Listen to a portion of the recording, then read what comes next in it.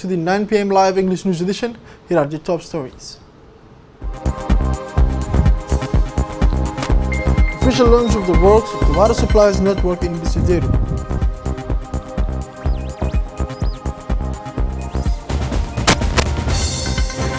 For the international news, Azerbaijan and Armenia agreed on a ceasefire.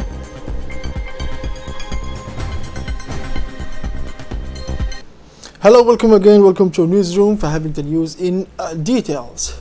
Prime Minister Mr. Abdul Qadir Kamil Mohammed led a visiting delegation to the district of Bisidero as part of the official opening of the water supply network in Bisidero, which is located about 120 kilometers from the city of Obokh. The ministerial delegation is composed of the Speaker of the Parliament, President of the National Assembly, Mr. Muhammad Ali Ahmed, Minister of Agriculture, Mr. Ahmed Awale, Minister of Decentralization, Budget and Labour, and the State Secretary for Youth and Sport.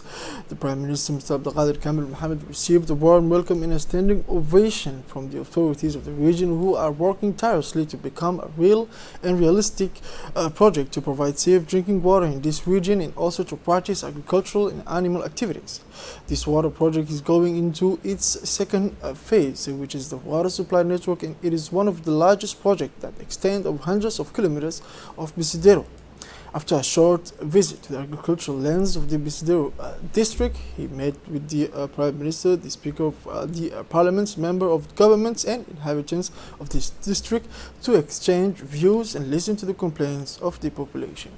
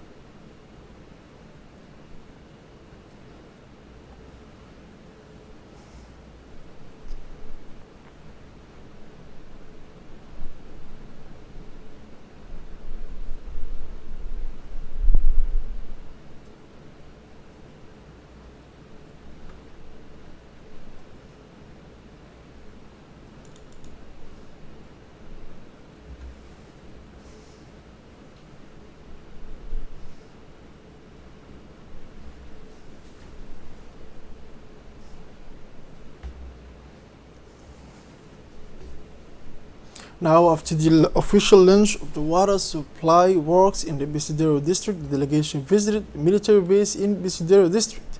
The Prime Minister and accompanying delegation were received on their arrival by Colonel Adam Ali, commander of the military battalion stationed in the region. The delegation received some clarification on the different activities of the army of Colonel Adam Ali. At the end of this visit, the Prime Minister laid a wreath of roses and at the memorial for the souls of the martyrs.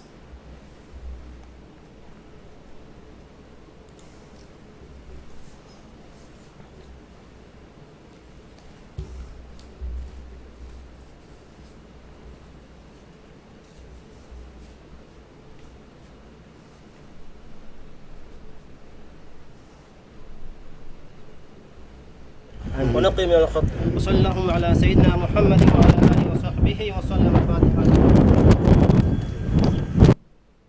The Ministry of Economy and Finance in charge of Industry, His Excellency Mr. Yas Musa Diwali, paid a working visit with the Director of the Istanbul International Center for Private Sector Development, Mr. Sahba. The center supports the private sector and foundation to become transformative partners in development through research, advocating for inclusive enterprises, facilitating public-private dialogue, and brokering partnerships.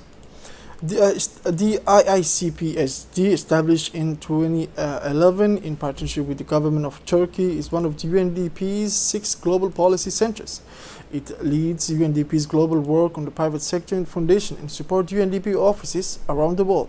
Djibouti has approached the IICPSD for technical assistance to develop practical solutions that will help improve investment practices in Djibouti and stimulate the sector to reach its full potential. The themes impact investing, financial inclusion, and access to entrepreneurship were at the center of the discussion. The focus was also on innovative financial solutions to help businesses financial challenges and opportunities in growth sector. Now the meeting continued with a presentation by the SME expert of COSGAP on the mission of agencies as well as the different support program for the SMEs in Turkey, but also the different support programs of the support structures at the international level. At the end of the first day of the mission, the Djiboutian delegation led by the minister met with Turkish institutions working in Islamic financing such as TKBB, Association of Turkish Islamic Banks, as well as Al Baraka Bank, which is one of the largest Islamic banking and financial services organization in the world. The meeting was attended by a delegation composed of Mrs. Fatima Al-Sheikh, UNDP resident, Djibouti representative in Djibouti, Mariam Hamadou, Director of Economy, Mrs. Ouah Ahmed Malo, Director General of the CLE Center, Mr. Awad Ahmed, Director General of the Partial Guarantee Fund of Djibouti, Mr. Malik, Head of Banking Supervision at the Central Bank of Djibouti, and Mrs. Deka Musa Ragi, Head of the Program Portfolio at UNDP.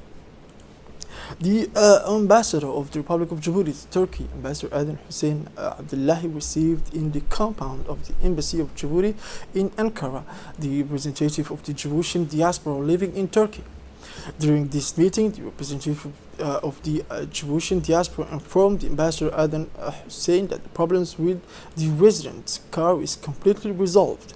Also thanks to the effort made by the government of Djibouti and Ambassador Aden Hussein, and also thanks to the cooperation between the Republic of Djibouti and the Republic of Turkey, the problem of the extension of the residence card has been granted for the nationals of Djibouti living in Turkey. Finally, the representatives of the Djiboutian diaspora based in Ankara did not fail to congratulate and thank the Ambassador Aden Hussein and the government of the Republic of Djibouti for their tireless effort so that every Djiboutian living in Turkey can benefit from an extension of the residence card. The Republic of Djibouti celebrated this Saturday, October 10th, 2020, like other countries in the World Migratory Bird Day. As part of this event, the Ministry of Planning, Environment and Tourism, in collaboration with the Ministry of National Education and Vocational Training, organized a day of awareness and information on migratory birds for students of the middle school of the Meljok. The day was chaired by the Director of Environment, Mr. Hussein Riash Roble, the Principal of the CEM of the Meljok, Mr. Mahdi Mahmoud, as well as Inspector Hassan Ali Hadi, Head of the Regional Education Services of Arta. For this new edition, the theme chosen is Birds Connect Our World. In order to make the importance of the conservation of bird species throughout their range known to the general public, it was considered important to celebrate the day with the students of the Meljok Middle School. Finally, the students of the 9th grade class of the Said Middle School, as well as two supervisors, were not only able to observe the presence of the Said birds in the Haramus wetland, but also participated in the cleaning up of the Said area. The news has just fallen. The well-known athlete Mo Farah was appointed today ambassador of the Authority of Ports and Free Zones of the Republic of Djibouti. This label was given to him by the President of the Port and Free Zones Authority, Mr. Abakar Omar Hadi, during a lunch held in the tower of the International Free Zones at PK23. The fame and great talent of the world champion will effectively contribute to the influence and promotion of the authority of the Port and Free Zones of the Republic of Djibouti on the international scene. This timely commemoration appears obvious because it goes hand in hand with the ceremony to launch the new special complex. This sponsorship with the World Star reflects the change and development that the country is experiencing in terms of infrastructures. Now, the Djibouti Table Tennis Federation organized yesterday, Friday, October 90th, 2020. It is the last day of the national championship of the table tennis single return matches between men of the Division 1 of the 2019-2020 season at the multi-purpose hall of the Hassan Goulet Stadium. The 8 best table tennis player of the first match faced each other from 8:30 a.m. The first class was played between Jamal Ahmed of the Gendarmerie and Burhan Barazak of the Djibouti Telecom, then Mohammed Ahmed of the Gendarmerie. After the motivating match, the final ranking is as follows: first Burhan Abdurazak, second Jamal, third Ahmed, The participants of this day were the president of the Egyptian Table Tennis Federation, Mr. Mahmoud Omar, and all the officials and members of the federation, as well as the officials of the gendarmerie.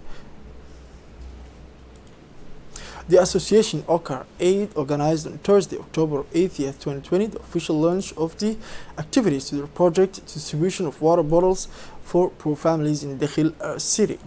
Founded by ADDA jointly with the African Development Fund, a presentation of the project's activities startup plan was presented to the participants by the project manager of the OCAR 8 association. After the official ceremony, they proceeded with the first phase of this distribution of water bottles to the benefit of poor families living in the two neighborhoods. A total of 300 resident households in the extension areas of the city of Dakhil will benefit from those distribution of 160 liters water bottle model containers suitable for the hygienic standard of drinking water storage. Now it is with deep sadness that we have just learned the death of Liban Musa, known for his relative Liban Lay, born in 1986 on January 13th. Mr. Liban went to his final resting place in leaving behind a little girl. He was known for his integrity and loyalty. He forced esteem through the welcome, trust, and respect he found among the people. Known for his hard work, he always sent the image of an honest man who knew success and social ascension as an extension of his merit. The president of the Djibouti Port and Free Zones Authorities, Mr. Abubakar Omar Hadi, the entire staff, his his family, and especially, the basketball, their condolences to the family of the deceased. We share your sorrow and pray to the Almighty to inspire patience, comfort, and consolation. Inna lillah wa inna ilayhi raji'un.